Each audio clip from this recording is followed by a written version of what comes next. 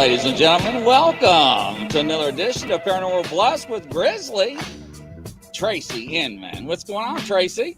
Not much, Chris. How are you holding up? Doing good. Let's see here. Welcome, Catherine. How you doing there? Let's see what else we got here. Nigel, welcome to the show. Hey, Nigel. Irene from Japan, welcome. How's everybody Come doing? on, Irene. Yeah, so Irene has got some very good abilities. Barry and Mort, welcome, Mort. I'm not going to forget you. Welcome to the show. And Brian, Mr. Whelan from Canada, welcome. Hey, Brian. Hello there, kind sir. So Helen and Kelly, I didn't see you. Kelly slid in at the last second, coming around the corner and riding the rail there, Kelly. But yeah, from Australia. Nice to meet you, Kelly.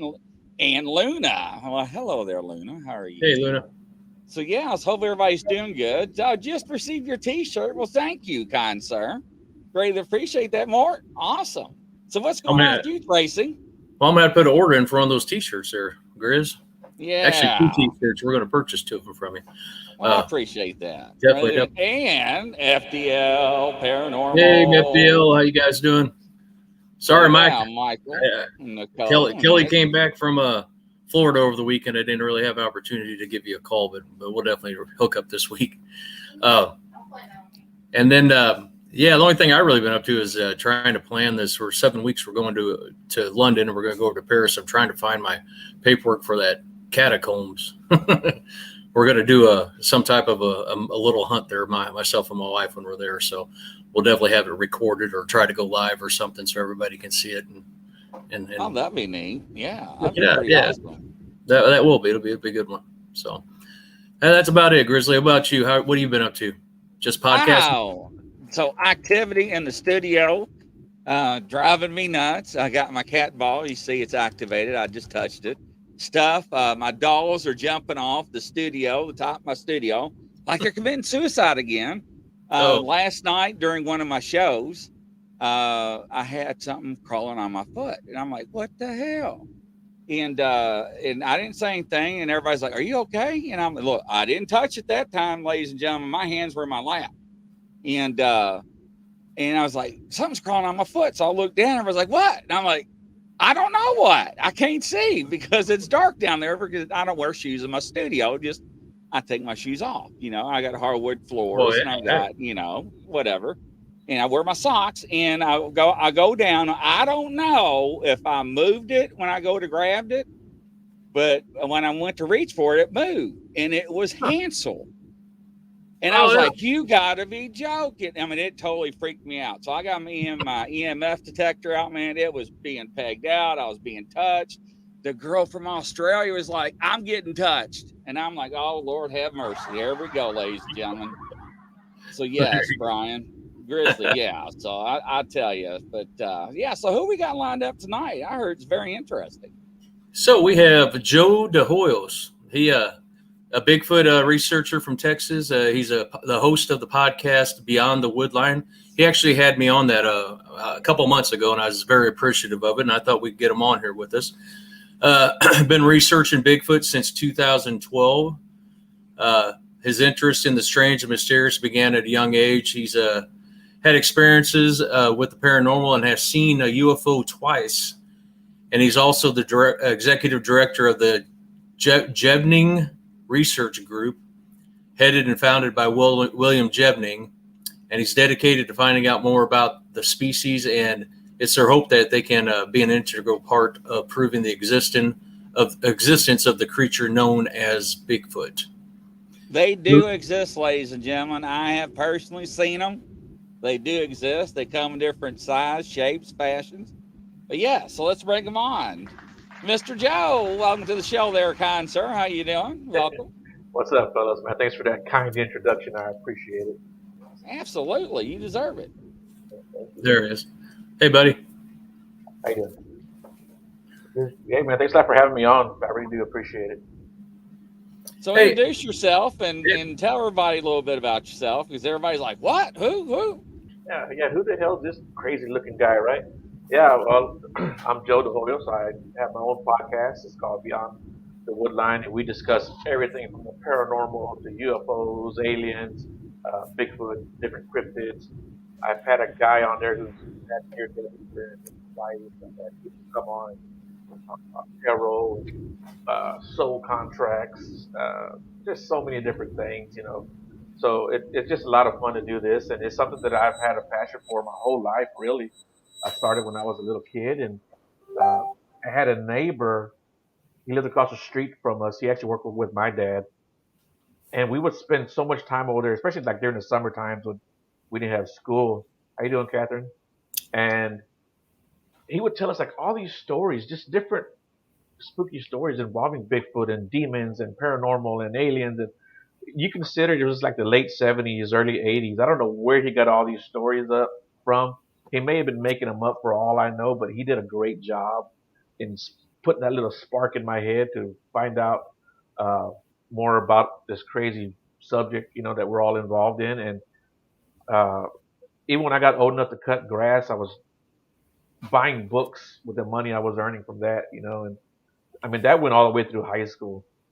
Then in high school, you know, you get older, you start chasing girls and playing sports and chasing girls, and so you know, I went to college for a couple of years afterwards, wound up getting married, having a family.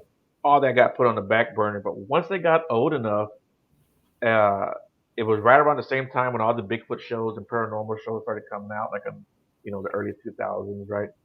And that kind of you know piqued my interest again, and I started investigating and I started going out doing Bigfoot stuff, and in retrospect, I guess I was using my family as bait because I had no idea what the hell I was doing, but I was just going out there looking for Bigfoot. And funny enough, the places I started going to after I started meeting people in the field, they started telling me, "Hey, go here and go there, you know, you'll have activity." And I was like, "Shit, I was already there." So it was kind of cool that I kind of stumbled upon these areas, and I've had some pretty good results, some pretty cool evidence, I think.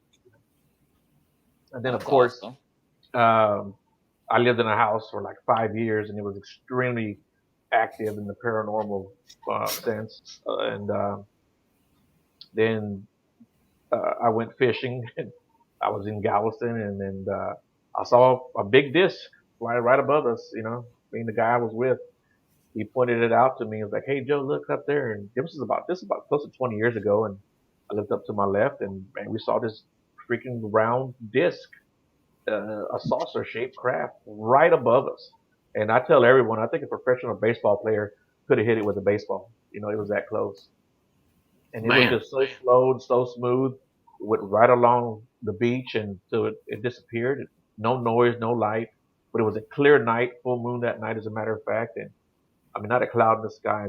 This thing was just, like I said, right above us. Just right above us. It was crazy. So, yeah, That's crazy. you know, and I definitely can elaborate on anything else you want to talk about. But yeah, that's so my that life was story. that was your first time seeing one. What was your second time? The second time, I was actually out doing some Bigfoot stuff. This was like maybe a year and a half ago, and I was out with our good friend Walter, who had an encounter out in the San Houston Forest. As a matter of fact, that's where I do most of my research, San Houston Forest, north of Houston. And so we were out doing our Bigfoot stuff, setting out recorders, and we came back to his house because he doesn't live very far from that area. And we were sitting out in the front yard, and it was already like I don't know, 12:30, 1 o'clock in the morning, and I was like, dude, let me get back home because I had an hour drive. And so we were out in the front yard, and we happened to look up, and we seen these two lights just coming at each other like this. These two orbs way up in the sky. When they got close, they did like a couple of circles, maybe 2 or 3 circles, and then they went in opposite directions. Huh. And that was just the weirdest thing that I had seen. And it was funny because I was talking to someone like I don't know, like within last week, and they were telling me that they've seen the same thing happen in Vegas, as a matter of fact. So that was pretty interesting. Yeah, that is interesting. You ever see a UFO, Grizz? Oh yeah. Don't forget, I grew up in the country, so there was a Right. lot of mysterious lights and stuff that we could not explain growing up. Especially out there when you're out in the middle of 1,500 acres and you're, trying to fish and stuff. But yeah, very interesting. I can tell you that. Yeah. It never a dull moment around me. Tracy knows that. So Yeah. unfortunately, There was something that I was watching the other day. I don't know if you guys saw it or not, like the guy making that call saying he had 9-foot people in the back. Right. Yeah. backyard. Did you see that? What are your thoughts on that, Joe? Just curious. Well, hearing the guy talk, he absolutely saw something, you know. And of course, there's other footage Yep. from the police body cam, right? Seeing something fall out of the sky. There's even like a ring footage where you can almost feel the impact. You can hear it. Um, so yeah, there's something happened there, and I'm convinced that these people saw something. You know. Yeah. Yeah, it's really interesting. Everything's picked up over the past couple of years. To me, anyway, that's what it looks like to me. Yeah. As the paranormal's grown, I think we're getting so big. The community is that they're starting to see more of the UFO stuff coming out of people that normally might not report it or see anything because people might label them as crazy or something like that, right? Whereas now it's becoming more of the norm. I think just like paranormal, I mean, people are coming out of the woodwork because they know it's acceptable now. To an extent, it's acceptable. Yeah, and I think the thing about the UFO is that it's just so like so many people can actually document this kind of stuff now. You know what I'm saying? Yeah. And so I think that's part of the reason why there's the activity has picked up a lot. It's probably always been here, but now you have. I'm gonna tell you right now, I don't go outside without looking up at the sky, especially at night. But if I walk outside right now, it's plenty of daylight. I'm looking up at the sky. Yeah. So I think a lot more people do that. Just kind of look up and pay attention. So FDL Paranormal wants you to explain what's going on because they don't have much coverage of that incident over there. Right. Yeah. Well, as far as like I said, they saw something fall out of the sky. They saw a bright light, and like I said, there's quite a few videos on what this object was. I think a dash cam from a police officer caught it. Somebody else filmed it. Somebody else, their ring cam captured the impact when it hit the ground, and you could definitely hear it. It sounded like something massive hit the ground, And like I said, you could almost feel it through the video. It was such a solid impact, and the family, I'm not sure where they're from. I'm not sure if they're from Hispanic descent or not, but they were speaking, and I couldn't really understand it. And people were like, "Are they speaking Spanish? What are they speaking?" But Yeah. they were out there. They were speaking in their native tongue, and uh, they even had pistols on them. And they went to the gate and opened the gate, and they just like rushed back into their yard right away. There's a shop back there. I think it belongs to the father. He has a shop, and that's where this object landed. And on the video that they took, it was shaky and grainy, unfortunately, but you could definitely see something there. Yep. And they described it as 8 to 10 foot beings. Well, the guy did. He described it as 8 to 10 foot beings, and he said there was two of them, had big heads, big eyes, and big mouth. They were thin. They had. He said he could see their chest and their rib cage, and they were standing behind a pretty big forklift. So I guess that's where he got the measurement from, because it's not like a regular smaller forklift. It's actually one of the bigger ones. So whatever it was definitely above the cab of that forklift. So I think that's where he got the measurement from. And he calls 911. He tells them this is 100% not a human. Yeah. Interesting. Thanks for walking us through that. And as of right now, he's not talking to anyone. He made a few comments here and there, and he talked on somebody's show, and right away people start calling him a liar and a hoaxer. So he's like, I'm done. He's like, I don't care if people believe me, which I don't blame him. Well, yeah. He came out to tell his story, and right away people, start calling him a liar and a fake, hoaxer. So, you don't have to put up with that. I certainly wouldn't. Agreed. Yeah, absolutely on that. Yeah. Hey, Ninja. That's part of a reason why people always keep quiet when it involves all this stuff. People don't want to be made fun of, called a liar or a faker, hoaxer.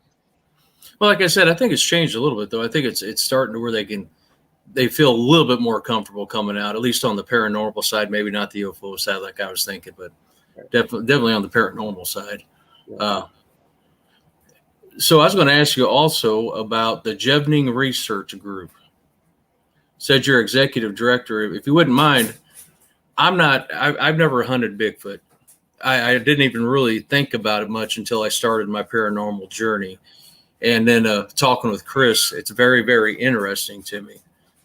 And if you wouldn't mind, explain what your group is and what they do. Well, we're a nationwide group. Really, we've got teams in Australia and Malaysia. Now I'm thinking of it too. But we have teams in Tennessee, New York State, Oregon, California, Ohio, Oklahoma, Michigan, Florida, and of course here in Texas where I'm at. And there's probably a couple other states that I'm leaving out, but we have teams uh, all over the country really. And what we try to do is find hot spots, anyone who's been a witness to these creatures, and uh, go and investigate and do some research. And a lot of times people who have private property are having issues with these creatures, and they need help, and they need somebody to go out there and at least believe them. That's very important to a lot of witnesses, is that whether or not someone believes them or not, you know. Uh, so that's what we try to do. We just try to go and help out as much as we can, give them some ideas, and uh, we're not necessarily a pro kill group, but we're not necessarily against it. And some people are, go one way or the other, Yeah. And what we try to do really is just try to gather evidence, and whether it's audio, video, DNA. We've gotten hair samples here and there, and it comes back inconclusive a lot of times. But you know, I think I think the existence of this creature, when it's finally proven and out there, I think audio is going to play a big part, and that's what we try to do. Hey, how you doing, guys? Yeah, and that's what we try to do. We really try just to get a lot of recordings of this creature. So if I'm just a guy out there never hunted Bigfoot and started become interested in it, and both you guys can answer this, I could go to your group that you just talked about and could probably find somebody in the area to do it. That in the Illinois, St. Louis, Missouri area. Right. I could probably find someone like that. So that'd be a good way that'd be a good way for someone like me, a novice, to get started, right? Right, exactly. And we're always looking for people who want to help investigate. And that doesn't necessarily mean getting out into the field. You can do it from behind your computer. Find locations, find witnesses. Look up the history of places and say, hey, Bigfoot has been seen here for years and years. So that always helps us out too. And yeah, for people who've never gone out and want to do it, we can certainly connect you with people in your area, because we do have a team in Missouri, as a matter of fact, too. So I'm thinking of it. So. Yeah, and now I know Grizzly's big time into it. I know that as well. You kind of the same way, Grizzly. Is there any way to reach out to any groups that you know of as well? Yeah, so I have people reach out to me all the time. I got connections all across the world. Especially in my area, the tri-state area, Kentucky, Indiana, Tennessee, and Ohio. They just need to let me know, and I'll make the phone call, and I get them connected. So, yeah, it's not a problem at all. So what everybody's wondering right now is, have you two ever Bigfoot hunted together? Never have, but we need to, I think. Yeah. That'd be an interesting one, I think. I'd like to be there if you guys ever did that. I think it'd be a lot of fun. Oh, absolutely. That's one of the things I always try to be sure that I'm enjoying myself and having fun. I try to take anything too serious. No, I agree with you. Now, if you don't mind, I'm interested. William Jevning, how did he come about starting this group? Well, William's been involved in the Bigfoot field for over 40 years, probably 45 years now at this point, I'd bet. He had an encounter as a teenager. He grew up in Northern California, I believe, or maybe it was Washington, because he grew up around that area. But I think it was Washington.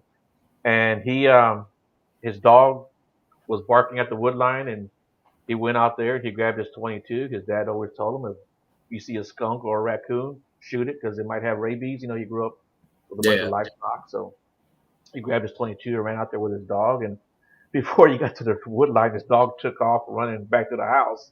He's like, what the hell's wrong with his dog? His dog ain't scared of nothing. So he goes into the wood line and he gets in there. There's a small clearing, and there's one in there standing up, moving the leaves around with its foot, and it looks up, it sees William, and he says is not very happy, the expression on his face, and um, so he decides to shoot up in the air, try to scare it off. And when he shoots in the air, he hears a noise coming from his right rear, and another one's come out. So Oh he God, actually saw two of them. They were like within 15, 20 feet of him. no kidding. Yeah, so that got him interested, and he got one of his kids wrote. I mean, one of his classmates wrote either John Green or Renee DeHenden, and these are two guys that are like the pioneers in the Bigfoot research field. And he became really good friends with these guys. And like I said, John Green and Renee DeHenden, man, they're like legends in the field. And Will was a teenager hanging out with these guys, and Hmm. so he got to know them for for many many years. And he got to talk to Bob Gimlin when they recorded uh, the Bluff Creek video with Patty. Oh yeah, no, that's cool. So, did he go into the wood line or did he go beyond the wood line? Yeah, he went into the woodline. He didn't go quite beyond. A pun, that's a little pun for your podcast there, Beyond the Wood Line. No, hey, it's great that he started something like that up, though. Helping get the get it going. Getting people involved. So good for him. And shameless plug. He has his own podcast. It's called Bigfoot Creek Devil. So you guys look it up. He's got some really good encounters, some really good guests. I've been on there a couple of times. And when it comes to Bigfoot witnesses, I try not to have them on my show. I generally give them to Will because I wouldn't be doing this if it wasn't for Will. So. Yeah. Hey, Yolanda. What are your thoughts, Chris? What are you thinking on all this? So it's a very interesting subject. It's always, the ones that I love are the non-believers, ladies and gentlemen, because those are the ones I love to have the actual encounters, because then they're the ones that are like, damn, right now what do I do? Because not only have I crucified and made fun of people over the years and said that they were full of doo-doo, right. And now I got PTSD. I do no longer go hunting. And then they cry on my shows and they apologize for their actions for the years that they cause turmoil for people. And it's a shame. And I always tell people, anymore, there are things that walk upon this earth that people do not realize that does exist. It says in the biblical reference, God made creatures seen and unseen. So now you told me 20 years ago, Bigfoot, Sasquatch, Littlefoot, however you want to call him, hairy man, wild man, was an ape. Yeah, I'd believe that. You told me that he was intelligent, I would laugh at you and go on. Now, what I've been told and what I've been, informed by indigenous tribes and clergy and clansmen and everything else, and how intelligent the level they have, and what they are capable of doing. And I mean, it's just incredible. So that puts another spin on things. Ron Moorhead is an admin of several of my Facebook groups. And him and I talked many times before. And, and he said the same thing when he wrote his book about quantum physics and quantum mechanics. 20 years ago, he would laugh at you. Now, today, he says not only do we have to think outside the box, we have to look over the box to realize what's going on around us, because, we assumed that we were dealing with primates and so forth. But from my research and witnesses and interviews that I've done over the years in with different types of tribes and encounters, and they are very intelligent. Don't you agree? Yeah, I'd have to agree, and I'd have to agree with just about everything you said. They're definitely, I would call them a primate or an ape. I mean, we are. Um, yeah, Bigfoot is a gateway drug to the paranormal. Yeah. I believe that Bigfoot is a flesh and blood creature, but I also believe there's other entities out there. You know, and just so everyone will know, if someone came to me and said, "Hey, look, I saw Bigfoot go through a portal, or I saw Bigfoot disappear," I'm gonna listen to your story, right? And I'm not gonna call you a liar. I'm not gonna tell you that's not what happened to you. That's not what you experienced. Uh, but on my personal level, I just believe they saw something else. Yeah. And that's just what I believe. And I've heard different people say that they've seen them like get off a spaceship or whatever. Um, I can't tell them that they didn't see it if I wasn't there. And these are perfectly sane people like us, right? People, and like you said, people who were like non-believers to begin with, and then they see this extraordinary event happen right in front of their eyes. Who am I to tell them, well, that's not what happened, and that's not what you saw, and that's not what the creature did? I'm not going to say that to anyone, but I just believe that there are different entities out there, different beings, and uh, but I believe that there is a Bigfoot or a Sasquatch that is uh, a terrestrial being. And they're definitely intelligent because they're able to elude Exactly. quite well, right? Better than pretty much. I'm not a hunter by any means whatsoever, right? But I would think you can hunt lions, you can hunt this, that, where they're at and what part of the world and all that. But with the Bigfoot, from my understanding, studying just a little bit and talking with you guys, with Chris and all that, is they're all over almost every continent, right? Yeah, just about every continent. Yeah. And no one's ever actually caught. Or am I wrong on that? Being a novice, am I wrong that nobody's caught that? There's been several people that I know of that I've heard on several different podcasts, say that they've shot and killed these things or they put them down. Um, as far as what happened to the body, I'm not sure, but there are a few people who have claimed to have shot these creatures, and another one will come and grab it and scoop it up and take off with it. That they take care of their dead, and which I believe too. And like I said, I've heard this from normal people. Well, and I hate to say this and come out the wrong way, but with as greedy as some people are in this world, if they were to shoot something, I would imagine a greedy person might try to sell that body to a scientist or somehow get someone to do an autopsy or something like that. And, I'm just talking for a guy that is just now diving into it. Right. So that being said, they're very, very smart. And I like the fact that they do take care of their own. And I would hope that if these people did shoot them, that they did leave them there so they could come take care of them. One guy in particular, they were going to go in there and get that body.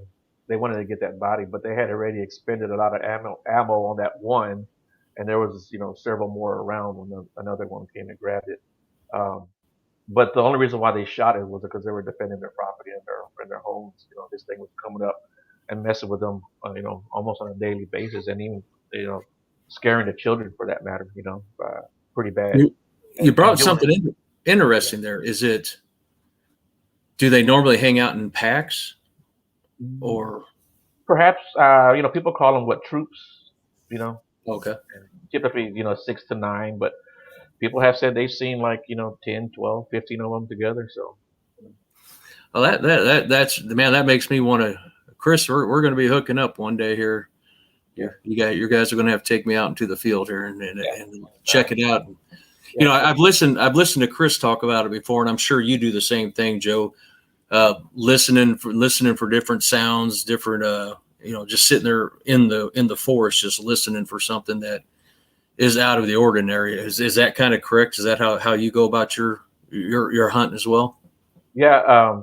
So I don't hunt them. I know FDL asks, FDL Paranormal asks. Well, I'm sorry, I didn't mean to say hunt, but when you go out there to look for them. Yeah. Well, FDL asks, what do I take when I hunt for them? I don't, as far as I take regular equipment, like recorders, trail cams, cameras, video recorders. I've got night vision that records. So I have that. As far as weapons, we usually have something on us, but it's really not for them. It's for the other animals, especially the hogs here in Texas, but there are hogs and coyotes and bobcats, and then there are the other two-legged people that that I'm worried about. Yeah. Sometimes you don't know who you're going to run into when you get in the woods, and I'm probably more scared of people than I am of anything else. So, Chris, you take pretty much that stuff as well, right? Do you take anything out of the ordinary? Yes, sir. I take something. I take down a grizzly bear. Then I take stuff that'll take down crackheads. There you So go. because out in the country, they make meth out in the woods and narcotics. So you never know who you're going to come across or walk upon a grow field of marijuana. And that's not a good place to be if you're on some land and you're doing an investigation. So I am fully prepared. I've taken a lot of electronics with me. Not only do I take stuff, but I also have the stuff where you can communicate, Right. talk, text, track, SOS if you get hurt on the side, your GPS, all that. So I go fully equipped, just like a military soldier does, because you never know what you're going to encounter. You never know where you're going to be or what's going to happen when you're out there. If somebody does get hurt, and your cell phones usually in some locations I go does not work. So that's why I used it. Now I did not do that. It went on its own on that time.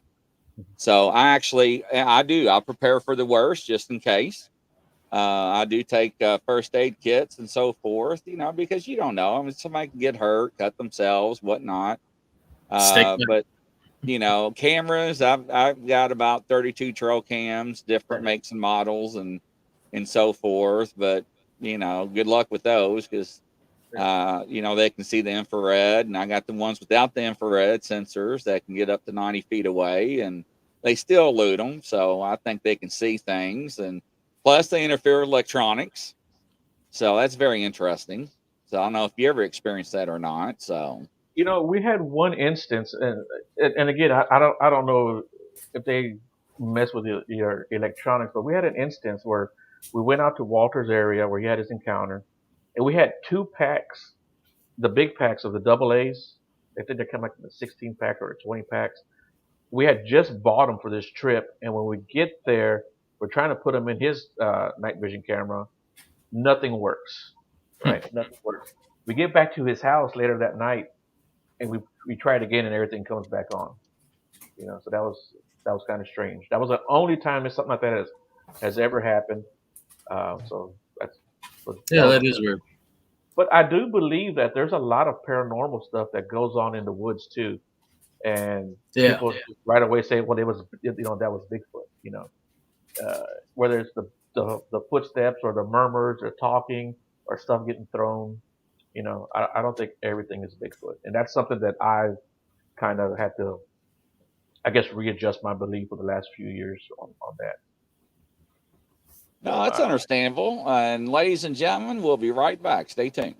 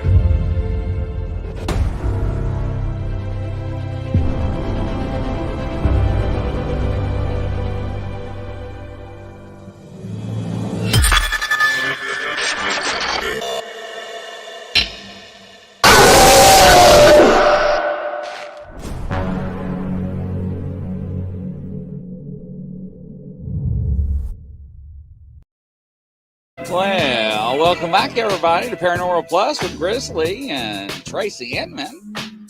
So this edition is brought to you by Western Kentucky Bigfoot and Paranormal Investigations, LLC. Thank you, Mr. Don Wyden. Another edition. Thank you. So we have Mr. Joe with us out of Texas. Glad to have you on there. Hello, Yolanda. So, yeah, very interesting. I do believe in elementals and so forth. There are other things that walk upon this earth that are in the woods. So, yeah, I do believe in that stuff. Absolutely. Now, can we dive a little bit into your paranormal experiences, Joe? Are there anything that pop out to you that you're like, wow, that was something that I never thought would ever happen? So many years ago, in another lifetime. I was living in a different house. Um, we moved into another house. I was only in that house for like 5 years myself, but we just get settled in. It was that same weekend. I'm laying in bed, and I feel the bed like go down, right? And I had a boxer, and he was a 75-pound boxer, pretty good dog. And I felt the bed go down, and I thought it was him, and he's not allowed on the bed, and he knows it, right? So I sit up real quick. I'm like, get your butt off the bed, but there was nobody there. A few days later, it happened again, and I sat up, and I'm like, get off the bed, and nobody's there. So I go to the kitchen. Everyone's in the kitchen. I'm like, this house is haunted. And right away, everyone's like, yeah, it is. We had this happen. We had this happen to us, right? And especially like, coming from my kids, we weren't even there 2 weeks and they had already all had their own experiences. Um, my youngest told me that she was eating a bowl of cereal and she felt somebody tap her on her shoulder. She had her earbuds in. So she thought it was me, and she turned around. Nobody was there, but I felt somebody tap me on the shoulder. Then my oldest said she was laying in bed and she was on her phone. It was late at night, getting ready for go to sleep, and her closet was open. And her closet is very wide. It's not one of those long walk-in ones. It's the wide one. It's Yeah. got those accordion doors. And there's no light in there. And she said a bright light flashed, like someone took a picture. You know. Um, and my son was telling me that he had heard footsteps when he was home by himself. So I mean, right away the activity picked up in that house, and nothing what I would call bad, right, or evil, or had ill intent.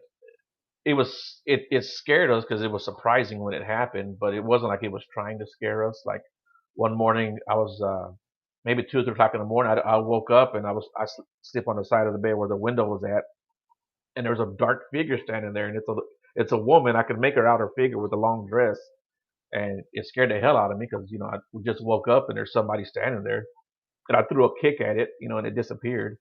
So I think I'm the first guy to do karate on a ghost, and but yeah, after that, you know, I was sitting in bed on bed one morning. I went in at 6:30 and it was 6 o'clock, and I'm sitting on the edge of the bed contemplating my life decisions, and I felt somebody like poke me in the ribs. You've all been like poked or jabbed in the ribs, or messing with somebody, just kind of jab them in the ribs. That happened to me, and I was like, what the heck was that? And I turned around, kind of looked, nobody was there. Um, my my oldest had just graduated high school and she called me up. I was at work. She goes, "Hey, something weird just happened." She goes, "I'm watching TV," and from where she's watching TV, yeah, I'll tell you about that in a little bit, Lauren. She's watching TV, and there's like the hallways right there, and the door to her bedroom is right there. You can see it. She said it opened up, and the light came through because it was in the daytime, and she saw somebody look through the crack of the door and come back. And then when my son graduated the next year, he called me up. He's like, "Hey, I'm sitting here watching TV," and he said, "I saw some movement out of the corner of my eye," and I looked, and he goes, "And I saw this gray figure, human figure, reach its finger out and touch him on his arm." He said, "Well, as soon as it touched him on his arm, he said all the hair on his arm stood up, and Yeah. the figure disappeared." And yeah, I've seen the figure move across the kitchen, the living room. My oldest one night too. It was late at night, maybe at midnight. I was watching TV, and she comes out of her room. She goes, "Dad," she goes, "I was laying in bed, and uh, I saw this dark figure in one corner, and it moved over to the next corner of the room." And at that point in time, I said, "You know what? I got recorders. I was ready doing the Bigfoot thing." And I told my son, I said, "Go get my recorder." And he's like, "Okay." So he goes, he grabs the recorder, and I said, "We're going to do it with EVP." And I'm still talking to my oldest. And I look up, and my son and my youngest are gone. And I'm like, "Where the hell did they go?" And I see them coming out of my daughter's room, and my son's white as a ghost, man. He's like, "Dad, you got to hear this. You got to hear this." And he presses play, and you can hear him say, "Is anybody here with us?" And you hear a man's voice go, "Yeah," just that clear. And okay, somebody's here. Yeah, we had the faucets would come on. The shower, it was one of those big knobs you had to pull out and then turn left or right for hot or cold. Yeah. Shower would come on. Um, One time I was in the shower and I felt somebody like get a finger and run it down my spine. So, yeah, so it was a crazy house, and even our dog would like get up real fast, like out of his sleep, like jump up, and he'd run to one of the rooms, like he was looking for something or looking for someone, Or he would kind of stand and look at the wall, like or maybe looking at something that was right in front of him for all we know, right? But yeah, it was a cool place actually to live in. And after I left that house, my son, he was in the Marines at this time already. He went back to go stay over there, and he called me up. He's like, "Dad, something freaked me the hell out." And I said, "What happened?" He's like, we're laying here in the bed. It's early in the morning, like maybe 8 o'clock in the morning, and everyone else had already left the house. It was just him, his wife, and his baby. And Eli was maybe 3 years old at the time. And the bedroom door started shaking, like someone had the doorknob and was like shaking it really, really hard. He even showed me how it happened. He closed my door. He started shaking it like really hard, and he's like, it. He goes, and I saw it shaking. He goes, I jumped up. He said, I grabbed my AR, freaking crazy Marine, right? He grabbed his AR, loaded it up, and when he looked at the door, it did it again. It's for a second time. He said, so I ran to the door, opened it up, because there was nobody there, and we went through the whole house, checked all the other rooms, and there was a 3-bedroom house, and nobody in there. All the doors and windows were locked. They have burglar bars on all the windows anyway, so no one's coming in through the windows. And the back door and the side door, they've got these metal bars that we used to put on the back doors so that no one could come in through them. And those bars were on the doors. And the front door, it has a burglar bar door, and it's got like a little enclosed porch that also has a lock. So there's nobody in that house other than them when that happened. But yeah, we've had some pretty cool moments. I used to have a big deep freezer full of meat, like hog and rabbit, squirrel and duck. I used to hunt a lot. And after I left, I told my daughter, "So you need to get rid of all this meat or cook it, whatever, So I'm not coming back for it. I had nowhere to put it." And she called me up. She goes, "Hey, Dad, I made some duck tacos. Come pick some up." So I went over there and eat me some duck tacos. And her boyfriend at the time was there. And she's like, he doesn't believe us when we tell him all this stuff happens in the house. And so we started telling him all the stuff that we experienced. And as soon as I told him, I said, yeah, this is the kitchen sink used to come on by itself. And as soon as I said that, the kitchen sink comes on, you know. And we all just started laughing. We thought it was funny, because he didn't believe us. But does anybody still live there? Yeah, I mean, yeah. Your family? Yeah. Well, not my family, just ex-family. Wouldn't say that. But yeah, as far as I know, there's still activity there. Another strange thing that happened, we were remodeling the hallway and the master bath. And, my cousins were going to do it, right? I was Mexican people. We got all our cousins in construction, right? So they came over. There was like 5 or 6 of them, right? They're all coming over. We're game planning. This is the night before. It's a Wednesday night. And we're game planning. We're going to do this in the morning. We're going to do this. Okay, cool, And my cousin Manuel's talking, and he keeps looking down at his arm, and he's like rubbing his arm. And he looks over at my other cousin who's standing, 4 or 5 feet away from him. And my other cousin's like, what? He's like, dude, what are you doing to my arm? He says, what are you talking about? I'm standing over here. So Manuel goes to the corner of the kitchen where he can see everyone. And at this point, me and my family, we're kind of looking at each other and smiling, right? And he's talking to us again. And he looks at his arm, and he walks across the kitchen to me, and he grabs my arm, and he squeezes it really, really tight. And he's like, this is what it feels like. It feels like someone's squeezing the hell out of my arm. And so we started telling him all the stuff that we experienced.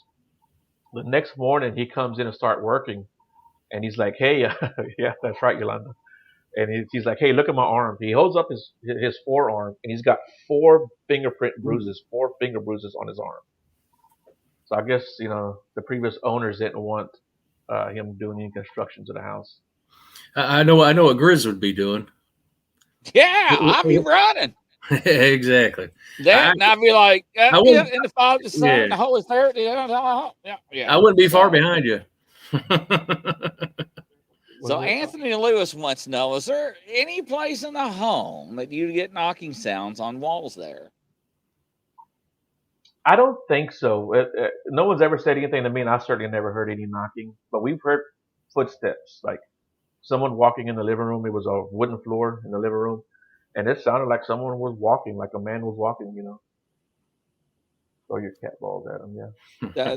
Everybody loves my cat balls in my studio, Joe. It's just I have to tape them down. If not, they actually they get thrown at me.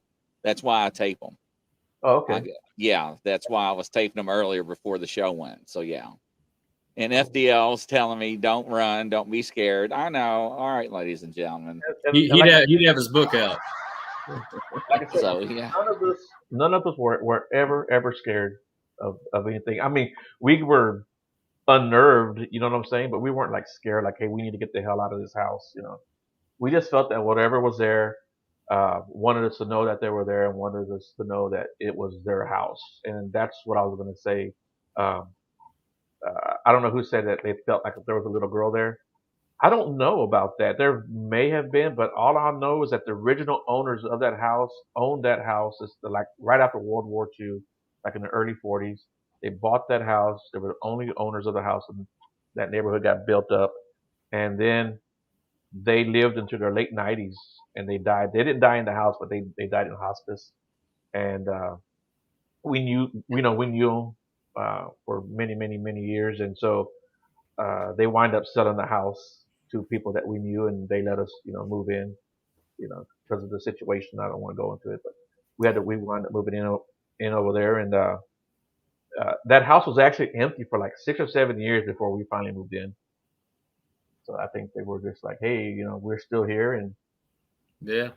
yeah, Yeah, definitely. They could have been that, not seeing any really human contact for 8 years yeah. or any And then, contact at all. They made up for it, didn't they? and then I think my dad, he passed in 2012, so I think he was also around too, and my kids also kind of felt it too. No, that's always good, especially if they feel it too. That so at least you still have some type of could potentially have some type of contact, right? So like in 2017, I actually moved outside of San Antonio, and I lived there until 2019. I was kind of going through a rough time, and so when I moved out there, I kind of felt my dad was around that whole time. And one time I was throwing some clothes down to my daughter. I was upstairs, she was downstairs, she was washing clothes, and the light switch right next to me flicked on, and I mean I heard it flick, saw the light come on, and I just knew it was my dad. I don't know why, I just knew it was him. And when I moved back to Houston in 2019, I was at my mom's house, and I was telling her, I was like, I said, Dad's been around me all this time. I just always felt him. I think he was just kind of watching out for me. And I told her about the light switch, and as I'm telling her the story, and I told her, I said, yeah, the light switch flicked on, and the light came on. The light switch in the kitchen flicked on, and the light came on in the kitchen, and we were both there. We both saw and heard it. That was pretty cool. Yeah. Yeah. Grizzly talks about what was your grandpa, right? Grizzly out in your back on your back deck. Yes, down at the lake. That is correct. Yeah, he saw a cigarette out there, and could have been his grandpa, huh? Oh, yeah, that's interesting. Yeah. Yeah. My dad used to love going up to Austin. I had some family that had land up there called Dripping Springs. Um, so he used to love going up there. And I had one of my cousins that he went up there who they owned the land. Well, my uncle, which was his dad, him and my aunt, they were the ones who the land actually belonged to. He passed away like a couple years before my dad did, and they were really, really close. My cousin told me this dude because one day I was outside, I was around the fire, and I came back inside the trailer, and I'm looking out the window. He says, "I see your dad and my dad sitting out there." And I was like, "Why didn't you go out there and say hi?" He goes, "No, because I was tired." I said, "Yeah, you were scared, shit." Got your K2 out, huh? Huh, Grizz?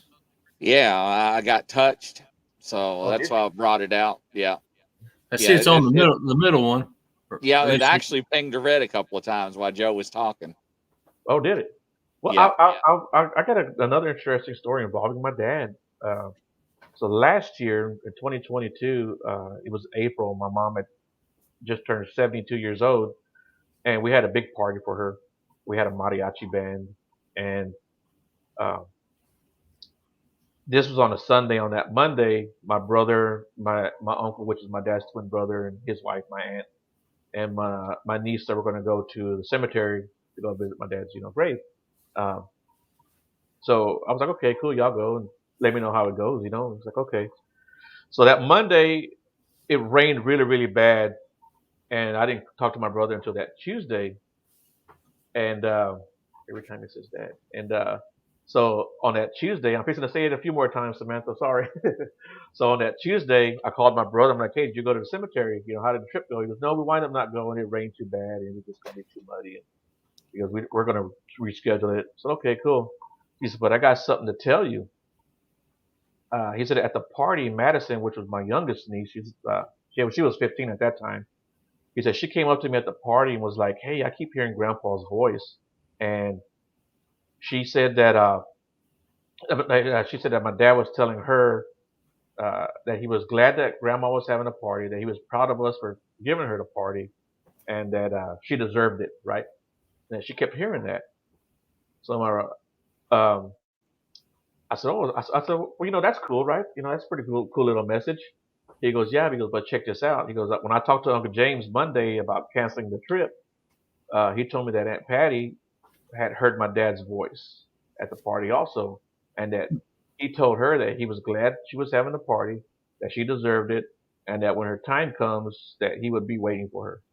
So, and neither one of them knew that the other one had heard my dad's voice. But they both heard it at the party. Yeah, so that was pretty cool. That was a pretty cool. No, that little, is. Yeah, that's interesting.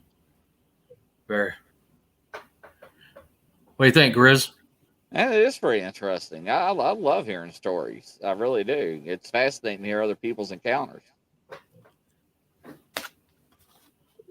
Yeah. It's this stuff just it's just something that's always fascinated me, and I love it. I love talking about it. I could talk all day about all this stuff, and I won't shut up about it. Just 1 second here. My computer runs really slow sometimes. Catherine says, "Don't forget the like button, everybody." Thank you, Catherine. We appreciate that. So what Samantha also was saying was, Joe, every time you said the word "dad," Grizzly's K2 up there would go off. Yeah. Yeah. Well, I believe it because I think I think he's always around. Like I said, for those 2 years, he was definitely always around me. But I think he knows now that I'm in a good place, and he doesn't have to watch over me as much. I'm still crazy, but not as crazy. And Yolanda asked if you ever figured out what it was or what happened. It sounds like you never really figured out who was actually at the house haunting you. I think it was the original owners for the most part. That's what I think it was.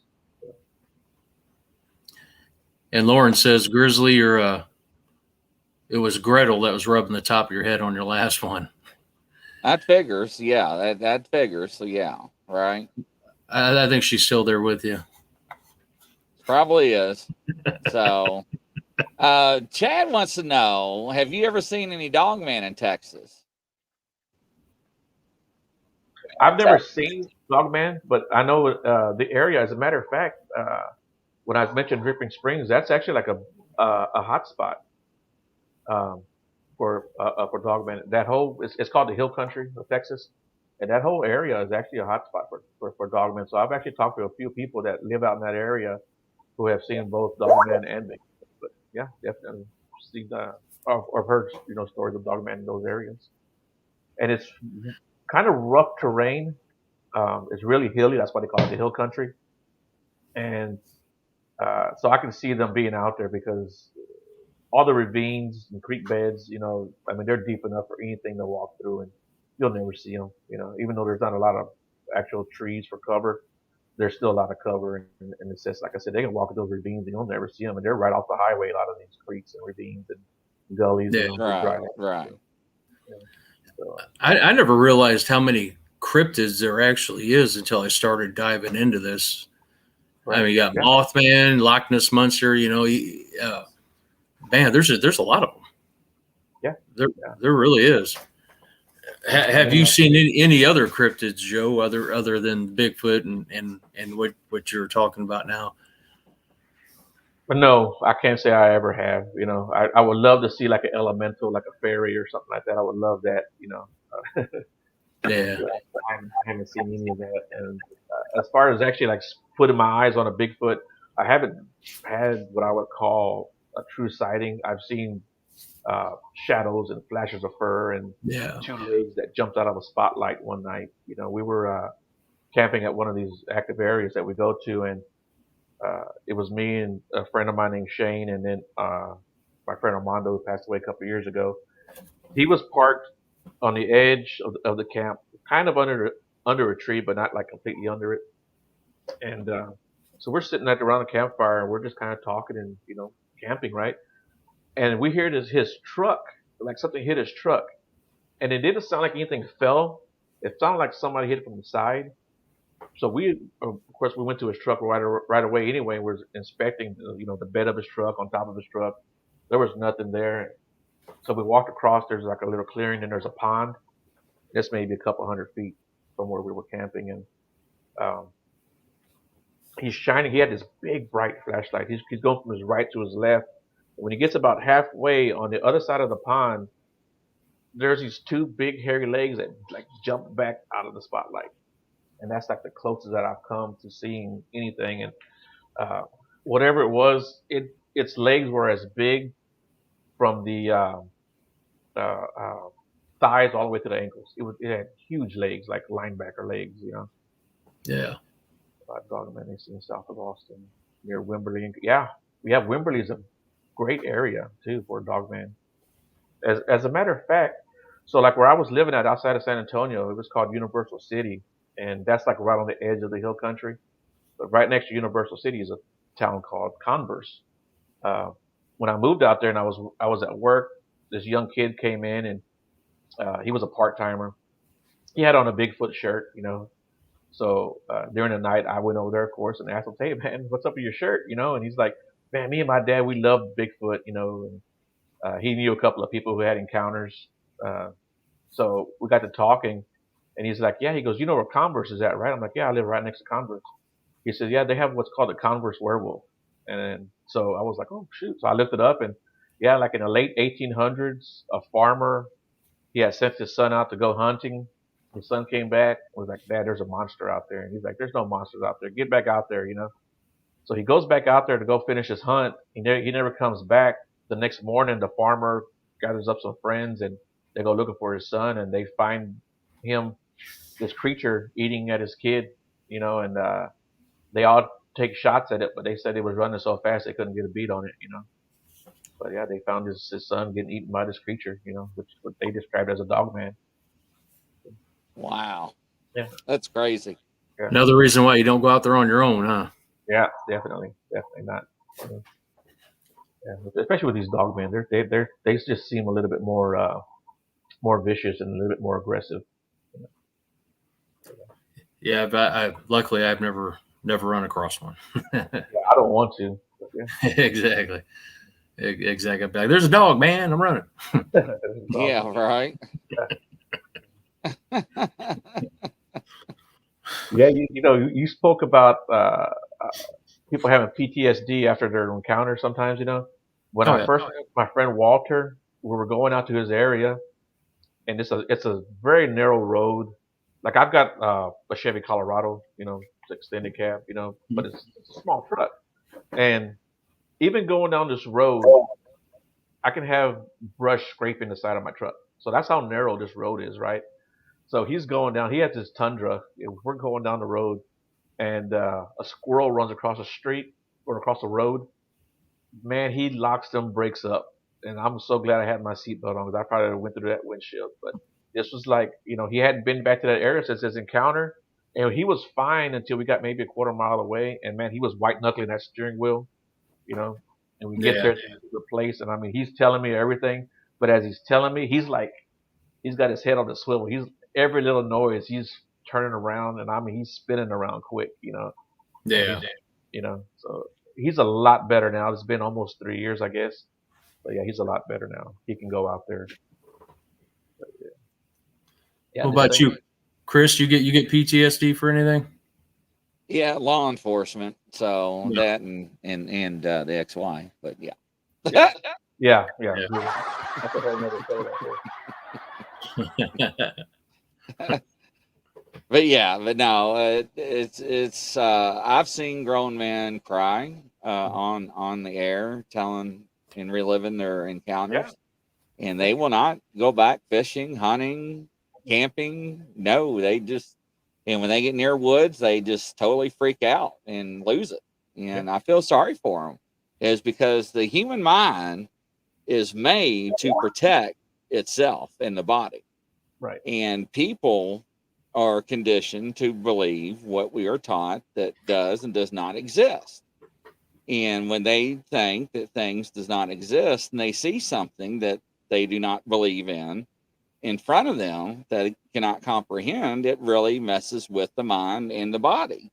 And a lot of people, it causes that trauma and they cannot get over it. And it's very sad. Right. It really is. Yeah, exactly. So, I'll never forget when my therapist and I were talking, I'm like, what do you like to do in your hobbies? Well, I like to investigate Bigfoot and the paranormal and ghosts. They're like, what? And next thing I know, and they're like, you're not giving me no medicine. They're like, well, we need to talk. No, you need to talk because this stuff is real. Yeah. And, but yeah, but now things are a little more open, but still, you still get, tainted in small communities coming forward with your stories and encounters. And it's sad. It really is how people are treated still to this day over it. Yeah. So it really is. Yeah, and and I've talked to grown men, and I'm sure you have too, Grizzly, who will tell you that when they ran into these things, they peed themselves. They, Mess their britches. Yep. and for some of these men that I've talked to, are like men I would have never think that would do that. That piss their pants. Right. And I'm talking guys 6'4", 325 pounds. We're not talking, heavy set like, I can't run. We're talking like bodybuilder guys that are muscular that whimper and cry. I mean, I literally have them break down on my show, and I'm like, let's go to commercial break. Or I tell them, hey, it's okay, take your time.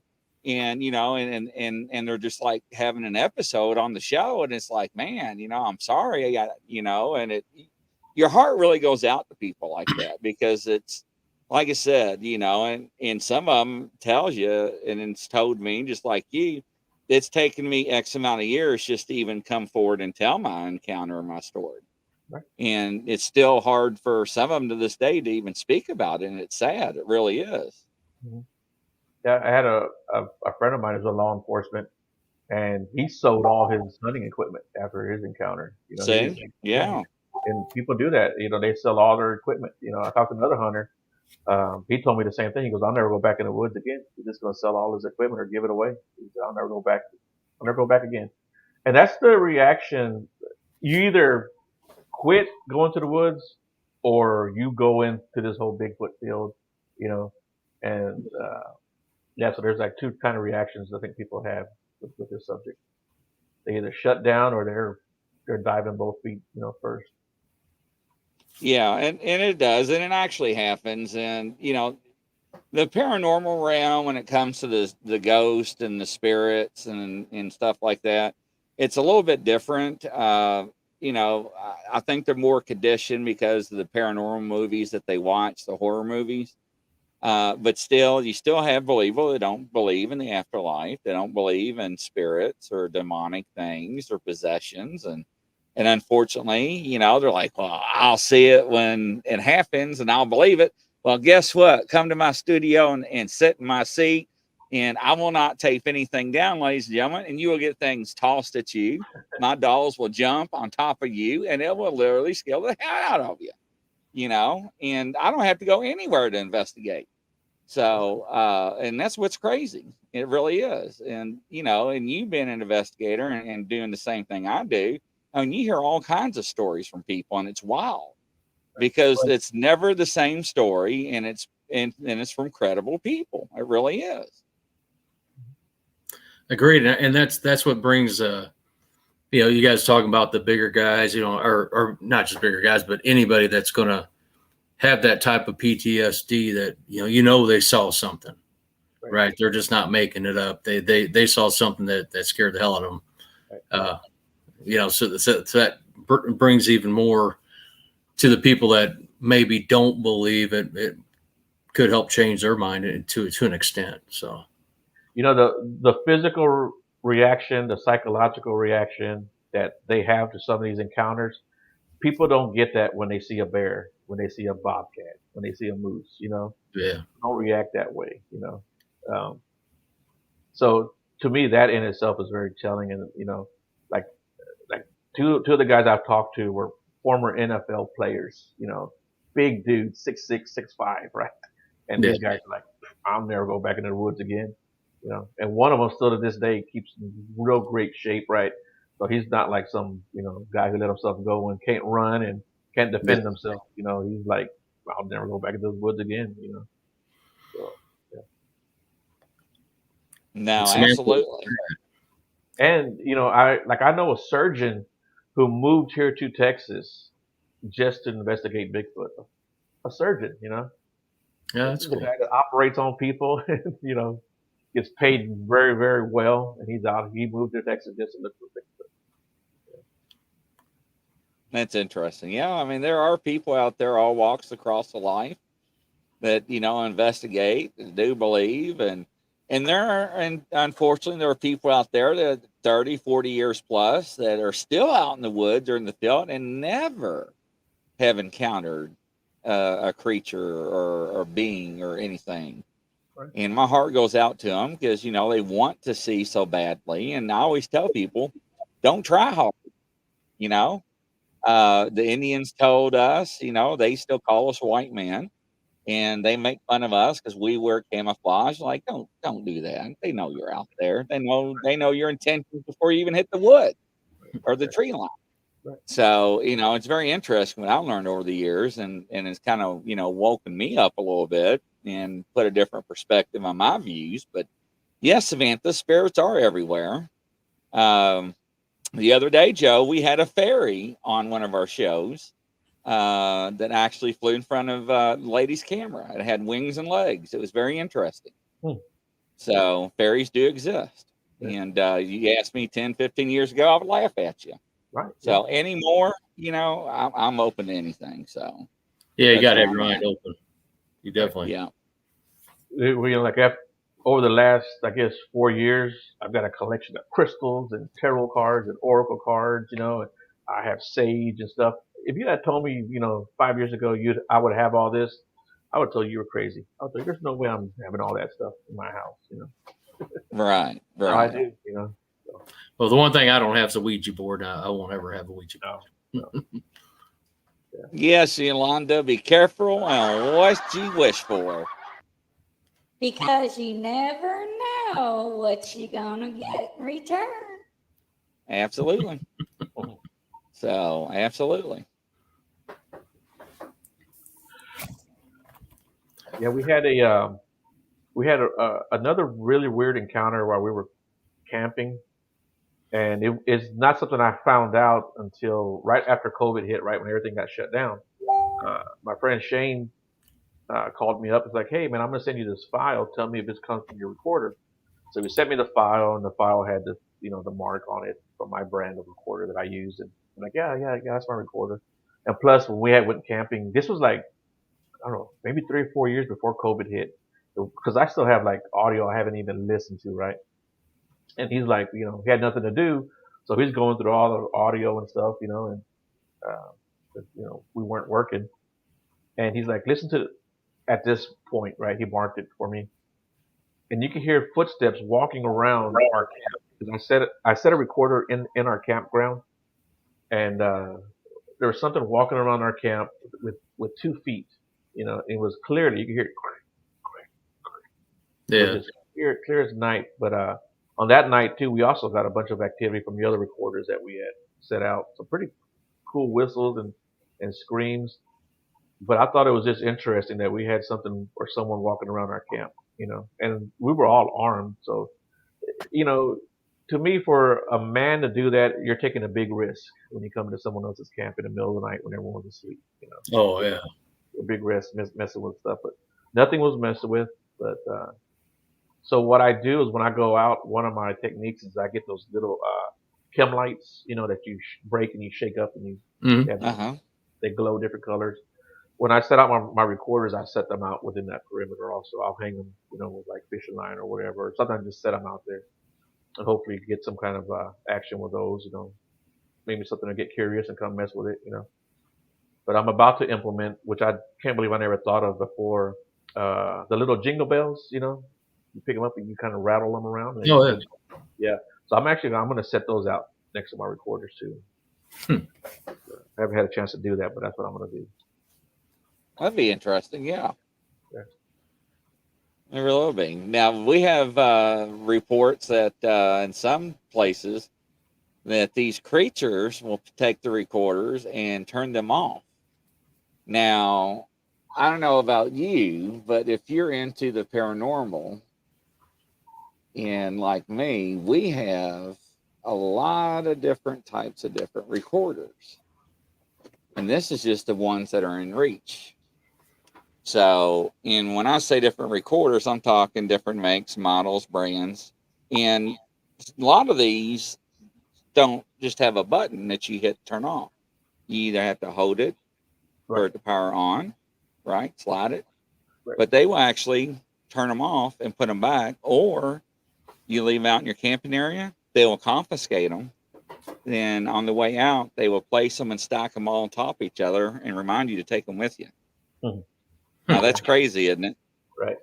So one of like the very first camping trips or Bigfoot trips that I took, I have a recorder, right? And I had it sitting down under a log and I put a big piece of bark over it just to protect it from the elements, And I had it facing up because the microphone is facing up. The next morning, go out, look for my recorders. I go to that recorder, it's face down and it's turned off. See? And I know that I had it facing up because, like I said, it was face down when I saw it, and the back was all sandy. So, because when I set it down, it was a sandy area. So whoever came and turned it off and put it back down, they put it face down, and where I could see the sand on the back.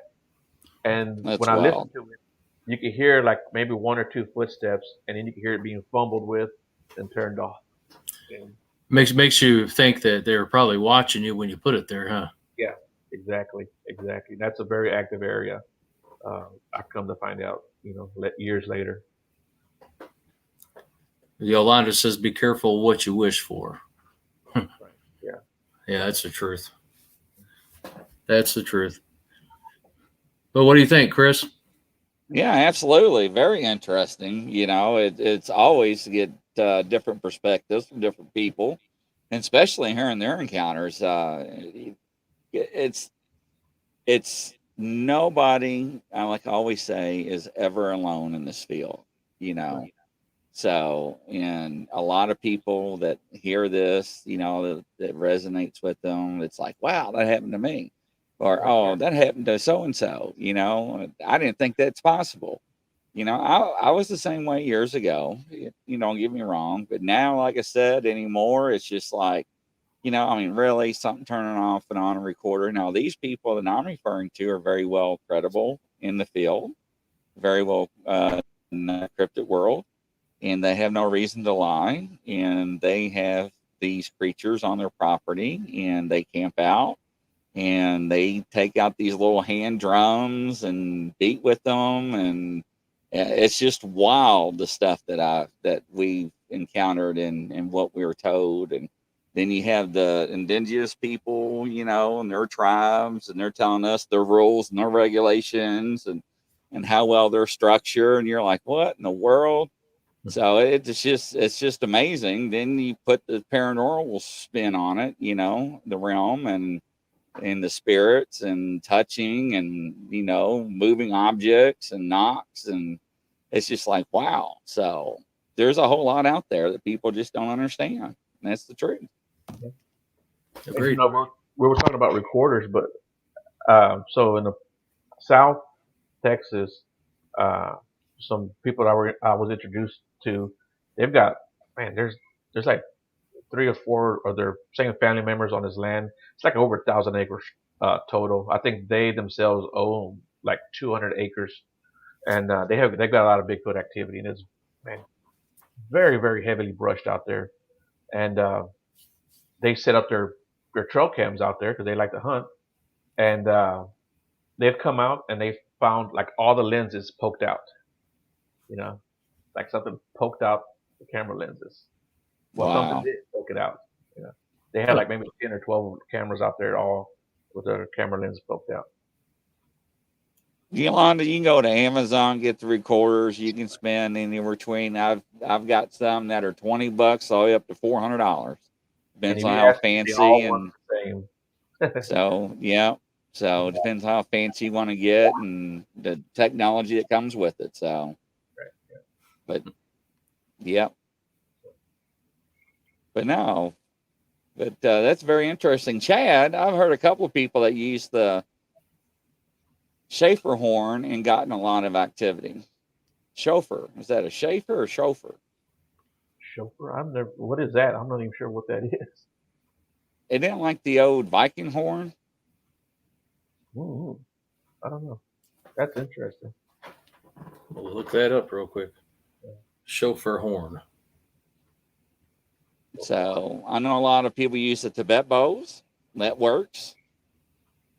So the vibrations, so the frequencies. I know they a lot of people use that and they get good responses out of it. I don't know if you can see it or not, but yeah, it's one of those Viking horn things. That's what I thought. Yeah. Okay. Cool. So blowing that, I guess, as a kind of like deer hunting or something. You know, you're making the noises, right? Right. Yeah, the goat's horn, Chad says. Goat's horn, yeah. You got to be careful. You might be doing a mating call. Yeah. Hey, that's what Ron told me. He's like, be careful what you blast because you don't know if it's a mating call or a fighting call. Yeah. But I've got one guy that was teaching us on the show Cherokee language because he'll talk to him in Cherokee, you know, and he taught us OCO, you know, what is your name? And it was weird because they would get responses, and I forgot what no means in this language, but they would respond back no. And the people that were with them like, what in the hell? You know, and it's like, yeah, they're telling me no, they don't want to talk. So it's just, and I'm telling you, ladies and gentlemen, it's crazy. Believe it or not, it's up to you, but it happens. So, but yes, in the biblical terms, Chad, absolutely. So, yeah. Samantha asked if it was a musical instrument in the Bible, so it sounds like it was. Oh, it could have been. So I know they had different horns back then. So, but yeah. But interesting. I'm gonna have to try that once. I've got one of those. Catherine says she's blowing that horn.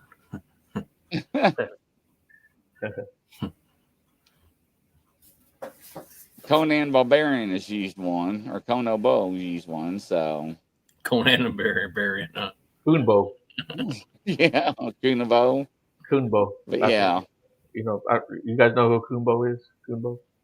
I don't know. No, I don't. He's a Bigfoot researcher. I was going to have to Google that one. Yeah. Oh, he's a Bigfoot researcher? Yeah, his name's Tim Baker, actually. Oh, okay.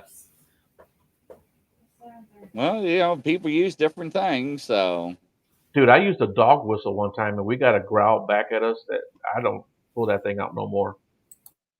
Yeah, we were out in another active area, and I was someone told me to take a dog whistle with me, so I bought one on the way up there, and I blew it like 4 or 5 times, and it was me, Shane, and my friend Ernie. We were sitting out there or standing out there, and man, we got this growl, and it hit us like right in the chest, and we were like, "Well, don't be blowing on that damn thing no more." They didn't like it. Yeah.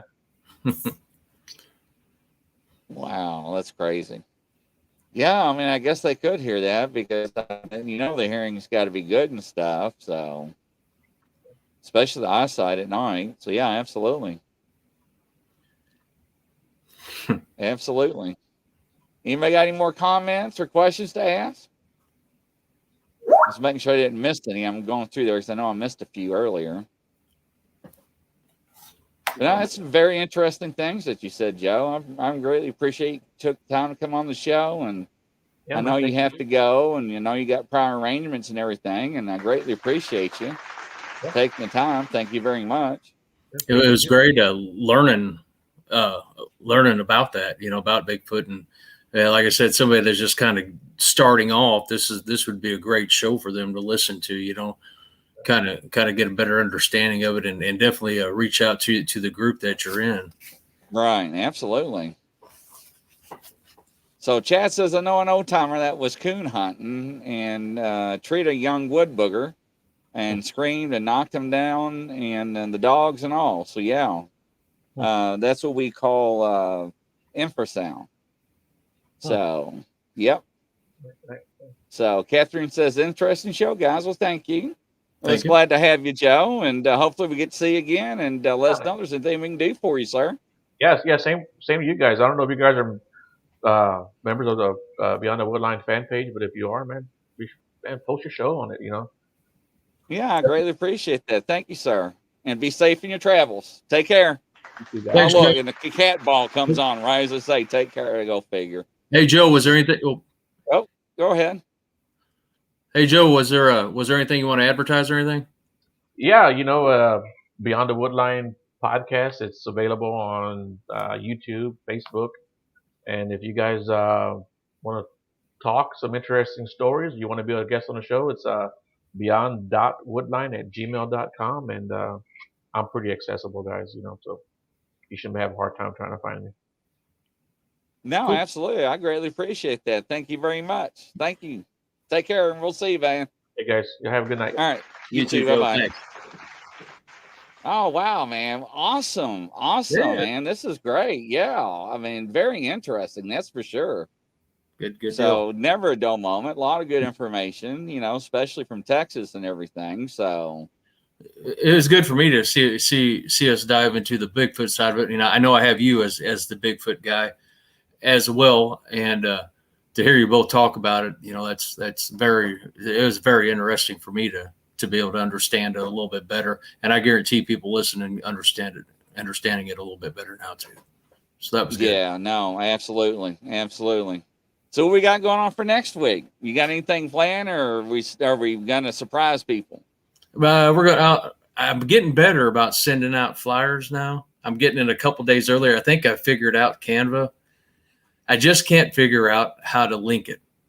That's the only issue I have, because I have your link that you give me, right. and I'd like to be able to have the people be able to click on it, but I'm working it. I'm working it. So, but yeah, it'll be a surprise for somebody next Wednesday night. We'll definitely have somebody on. So, yeah, no, not a problem, ladies and gentlemen. Hopefully you enjoyed the show tonight, and Godspeed, and we'll see you next time. Take care, guys. We'll see you. Bye-bye.